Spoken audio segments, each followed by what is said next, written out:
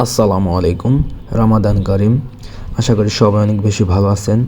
তো প্রতিবারের ন্যায় নয়া দিগন্ত ক্লাবের উদ্যোগে এবারও আমরা একটি ইফতার মাহফিলের আয়োজন করেছি। তো তারই কিছু কাজ আগে রাখতেছিলাম, মূলত সেই ফুটেজটি এখন দেখানো হচ্ছে। আমরা মূলত এখানে আমাদের যে এতিমখানা মাদ্রাসা আছে সেখানকার কিছু স্টুডেন্ট এবং আমাদের ক্লাবের কিছু দক্ষ সদস্যদের নিয়ে আমরা এই প্রসেসগুলো আগিয়ে রাখতেছি। মূলত শুধু তো কেনাকাটা করলেই চলে না, আর আমরা মূলত আমাদের নিজেদের কাজ নিজেরা করার জন্যই অভ্যস্ত। কারণ আমরা শুরুতেই বলেছি এটা আমরা প্রত্যেক বছরই করে থাকি। সো টুকিটাকি আইডিয়া আমাদের হয়ে গিয়েছে, তারপরেও আমাদের বাবুর্চি থাকে।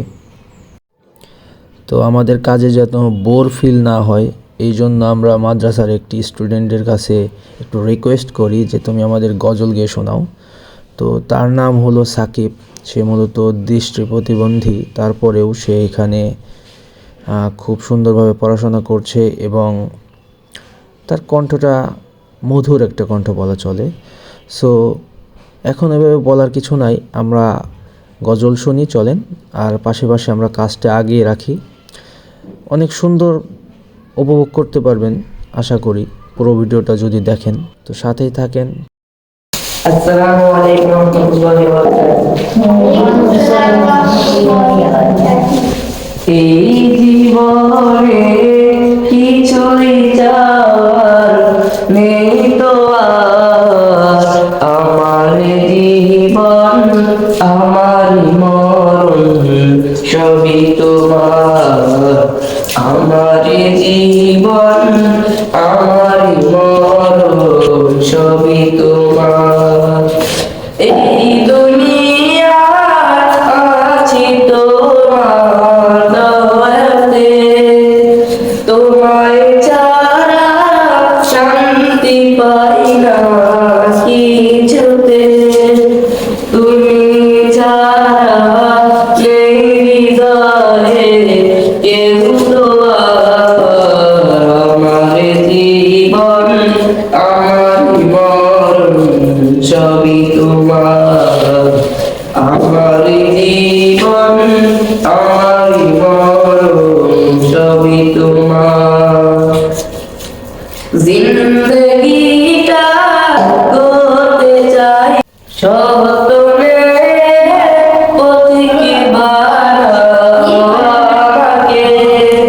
ভুলে যেন চাই না কবু তোমাকে।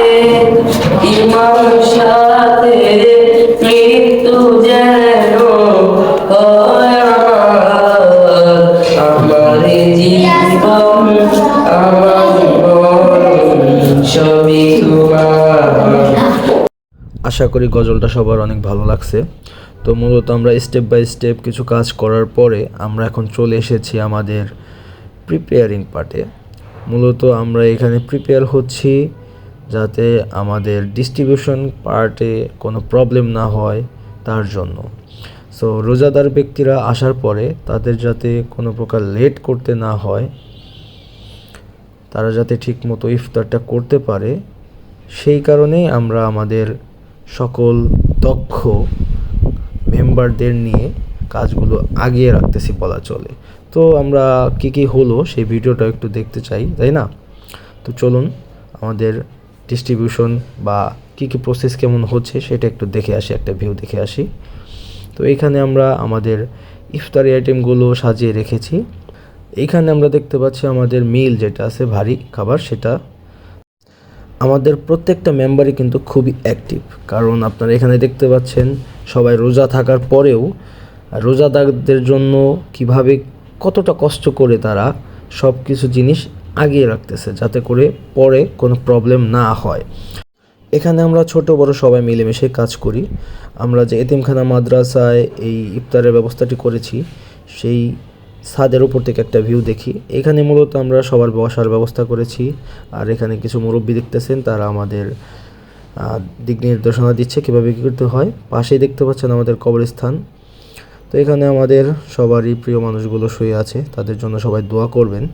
সো ইফতারের সময় হয়ে গেছে, চলেন আমরা নিচের দিকে যাই আর ওই দিকের ব্যবস্থাটা দেখি। একটু আগে যেখানে দেখতেছিলাম আমাদের ফাঁকা স্থান, তো সেই জায়গাতে আল্লাহর রহমতে রোজাদার ব্যক্তিরা দ্বারা ভরে যাচ্ছে, এটা দেখতেই ভালো লাগছে। সবার জন্যই মূলত এই প্রোগ্রামটা করা, সো সবাই আসছে, এটাই আমাদের কাছে বড় ব্যাপার। এই এতগুলা মানুষ যদি আমাদের এখানে পরিশ্রম না করতো তাহলে কিন্তু এই প্রোগ্রামটা এইভাবে ওঠানো সম্ভব ছিল না।